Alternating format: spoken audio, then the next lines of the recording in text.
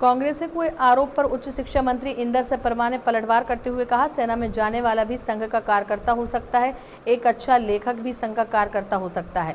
उच्च शिक्षा मंत्री इंदर सिंह परमार ने कांग्रेस पर बड़ा आरोप लगाते हुए कहा, कांग्रेस राज में जो गलत तथ्य पढ़ाए गए, भारतीय जनता पार्टी उन्हें सही कर रही है।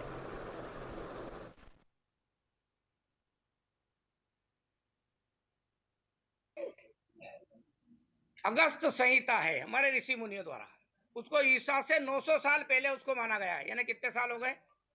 ईसा 2024 चल रहा है, उसके 900 साल पहले उस सेल की कल्पना का उल्लेख उसमें है।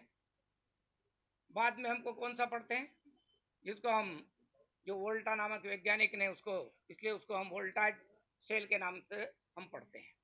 ऐसी कई सारी चीजें हैं जो विज्ञान के आधार पर भारत के लोगों ने पहले उनकी खोज की थी।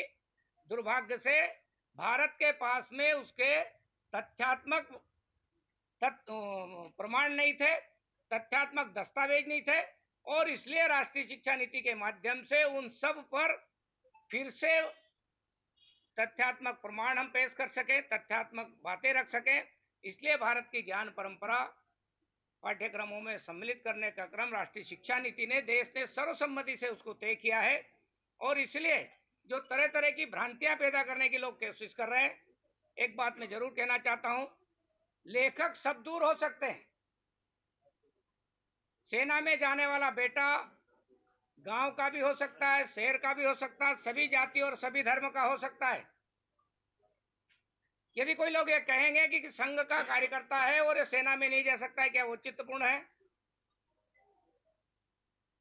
संघ के भी कार्यकर्ता स्वयंसेवक भी लेखक है, वो भी अच्छे वक्ता है, वो भी तथ्यात्मक विश्लेषण करते हैं। जिस प्रकार से कम्युनिस्टों ने अभी तक, वामपंथी विचारधारा के लेखकों ने अभी तक इस देश के इतिहास को तोड़ मरोड़ कर पेश किया, भारत के लोग जिस पर गर्व कर सके, भारत की उपलब्धियों को का बखान नहीं करते हुए एक गुलामी के इतिहास के रूप में पूरे देश के इतिहास को लिखा गया है।